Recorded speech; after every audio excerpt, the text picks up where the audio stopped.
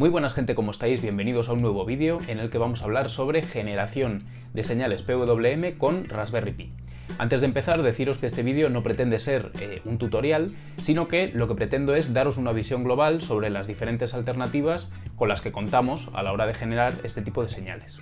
Así, teniendo toda la información sobre la mesa, seremos capaces de definir cuál es la opción que mejor se ajusta a las necesidades de cada proyecto. Bueno, como ya sabéis, no quiero entrar mucho en detalle, un PWM básicamente es una señal, es un tren de pulsos del cual nosotros podemos ajustar su duty cycle, es decir, el porcentaje de tiempo que esa señal está en alto o en bajo.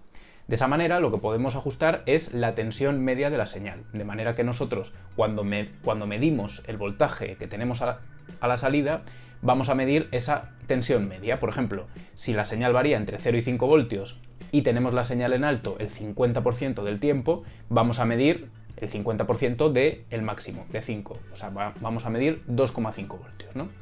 Bueno, la cuestión a la hora de generar una señal PWM es llevar un timing lo más preciso posible del tiempo en el cual la señal está en alto y del tiempo en el cual la señal está en bajo. Las diferentes opciones con las que contamos se diferencian en cómo llevamos esa cuenta de tiempo, si utilizamos software o hardware dedicado para llevar ese conteo de tiempo. Obviamente, y como ya os anticipo, las opciones que utilizan hardware dedicado van a darnos una señal mucho más precisa que las opciones que utilizan software, y ahora vamos a explicar por qué.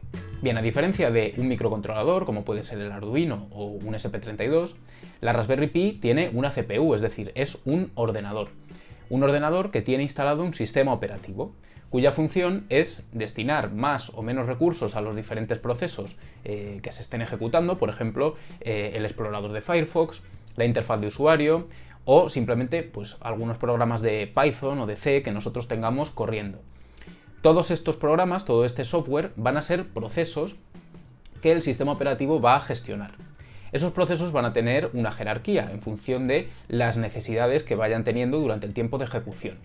De manera que el sistema operativo va a priorizar unos procesos u otros en función de las necesidades de cada momento. Es decir, que si nosotros tenemos nuestro PWM generado mediante, por ejemplo, un script de Python, ese script de Python generador de señales PWM va a ser un proceso más en toda la lista de procesos que gestiona el sistema operativo. Entonces, si hay un instante en el que este sistema operativo, que puede ser, por ejemplo, un Linux o un Debian, considera que debe destinar más recursos a, por ejemplo, el explorador de Firefox, va a pausar momentáneamente la ejecución de nuestro programa que nos está generando las señales PWM para destinar capacidad de procesamiento a nuestro explorador de Firefox.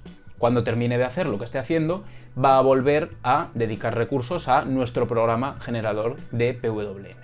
Bien, pues el problema de esto es que si nosotros tenemos que llevar un timing preciso de los tiempos que tenemos la señal en alto o en bajo, obviamente estas pausas, estas paradas que nos hace el sistema operativo, nos van a estropear la señal que nosotros saquemos.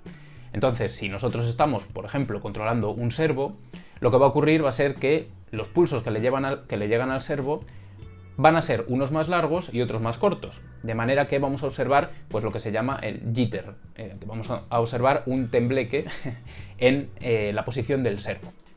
Hay personas que opinan que, dependiendo de la aplicación, puede ser adecuado utilizar PWM generado mediante software para casos que no requieran de una precisión demasiado exhaustiva. Por ejemplo, si estuviéramos haciendo un control de temperatura, donde esas variaciones que tengamos en el control no se van a apreciar prácticamente por las inercias térmicas, etc., podría tener cierto sentido. Sin embargo, mi opinión es que si contamos con hardware que está especialmente indicado para generar señales PWM, lo suyo es utilizar ese hardware PWM.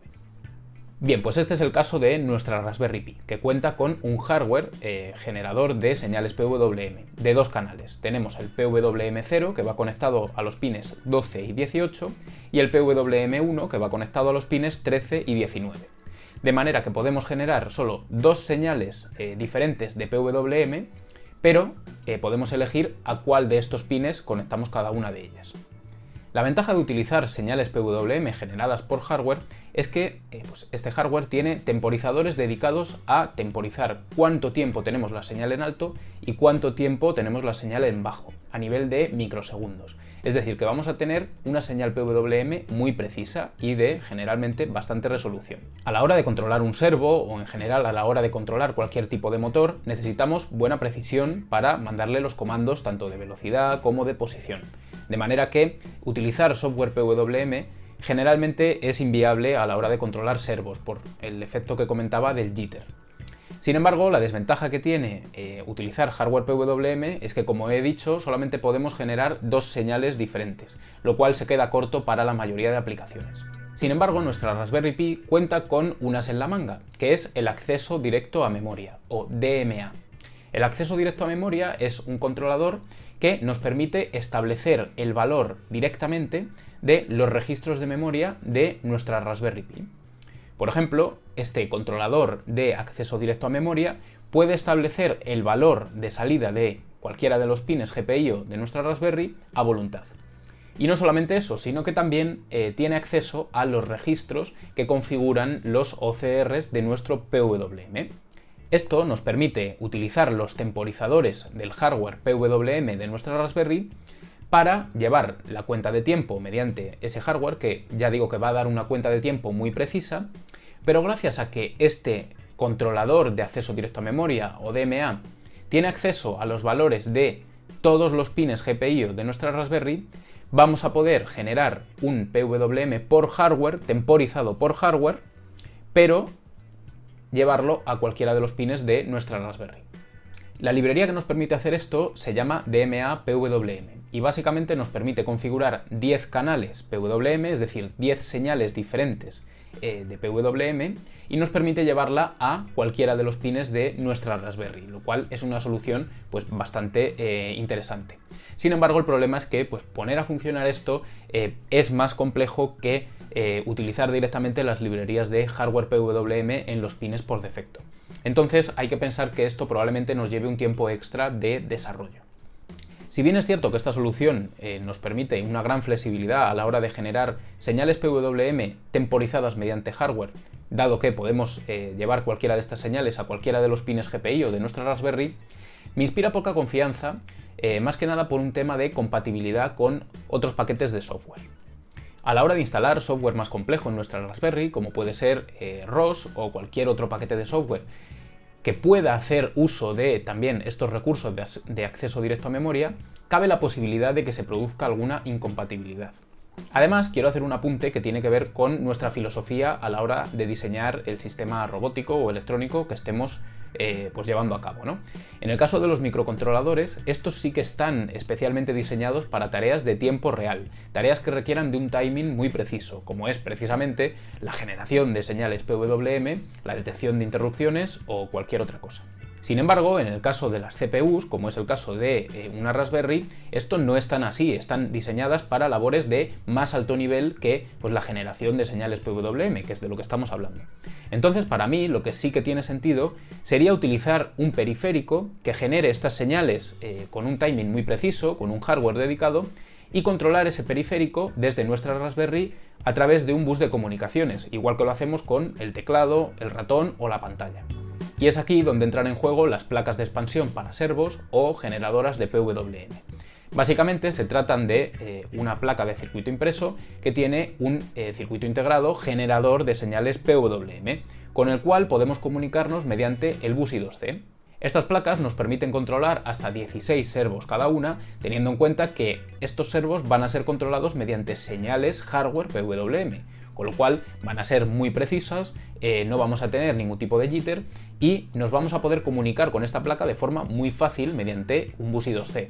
Además, como la dirección I2C de estas placas es configurable, podemos conectar muchas de ellas al mismo bus I2C. Por lo tanto, no solo podemos controlar 16 servos, sino que podemos controlar 16 por el número de placas que conectemos a nuestra Raspberry. Pero aquí además no solamente quiero centrarme en la generación de estas señales, sino que también quiero tener en cuenta un aspecto que tiene que ver con el hardware, con el conexionado de todos esos servos. Al final nosotros necesitamos un punto de conexión en el cual llevemos tanto alimentación como el cable de señal. Si nosotros utilizáramos la solución de DMA PWM, siempre tendríamos que desarrollar algún tipo de PCB, algún tipo de protoboard o en general algún tipo de cableado al cual nosotros podamos conectar los diferentes servos y llevar la alimentación desde las baterías o desde la fuente de alimentación que tengamos. Y es aquí donde también las placas de expansión de servo tienen una ventaja competitiva frente a la solución anterior, dado que nos proporcionan un bus de alimentación tanto para los servos como para la propia Raspberry. Además, muchas de ellas tienen incluso un interruptor integrado, lo cual es sumamente útil para interrumpir la alimentación cuando sea necesario. Por eso, mi opción favorita a la hora de generar señales PWM con una Raspberry es utilizar una placa de expansión de servo o PWM. Porque no solamente nos soluciona el problema de la generación de las señales, sino que además nos da una solución para conectar tanto los servos o los diferentes sistemas que queramos controlar, como otros periféricos que tengamos en nuestro proyecto y a los cuales tengamos que llevar tanto alimentación de 5 voltios como GND. Por último, quiero mencionar un caso particular, que es la medición de lecturas de encoder. Por ejemplo, si estamos haciendo un robot diferencial, es muy típico utilizar motores de corriente continua que tengan un encoder que nos permita conocer tanto la velocidad como la posición de los ejes de nuestro robot. En este caso tenemos que utilizar algún tipo de interrupciones para medir los pulsos que nos proporcionen los sensores Hall. La mejor solución desde mi punto de vista es utilizar un microcontrolador para medir estas interrupciones, por ejemplo un SP32 que además tiene 2 núcleos y nos permite tener comunicaciones en paralelo con la medición de estas interrupciones de encoder. Dado que vamos a necesitar un microcontrolador para medir esas señales de encoder, lo más lógico desde mi punto de vista sería utilizar también este microcontrolador para generar las señales PWM y comunicarlo con nuestra Raspberry mediante un puerto serial o mediante el cable USB. Y estas serían las diferentes opciones que tenemos a la hora de generar señales PWM con nuestra Raspberry. Como digo, esto es mi opinión personal sobre las diferentes alternativas con las que contamos.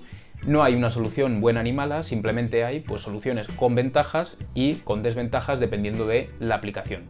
Queda a vuestra elección elegir la solución que mejor se ajuste a las necesidades de vuestro proyecto. Suscríbete para más vídeos como este y deja tu like si te ha gustado. Un saludo y hasta la próxima.